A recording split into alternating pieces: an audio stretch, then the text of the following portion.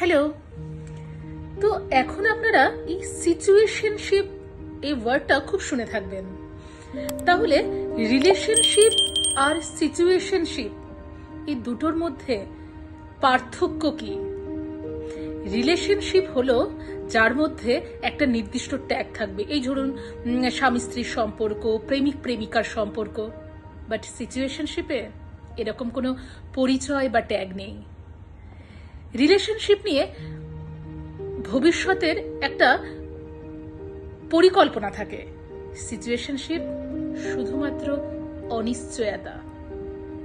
রিলেশনশিপে কমিটমেন্ট বা দায়িত্ববোধ থাকে, আর সিচুয়েশনশিপ কমিটমেন্ট শুধু উড়িয়ে দাও। রিলেশনশিপ একে অপরের প্রতি স্থায়ী বিশ্বাস, নির্ভরশীলতা। সিচুয়েশনশিপ শুধুমাত্র মুহূর্ত উপভোগ করা মাত্র। রিলেশনশিপ পরিবারের সঙ্গেও অনেক সময় পরিচয় করানো হয়। সিচুয়েশনশিপ বাইরে বা পরিবারের কাছে সম্পূর্ণটা লুকানো, মানে টাইম পাস। মনে রাখবেন।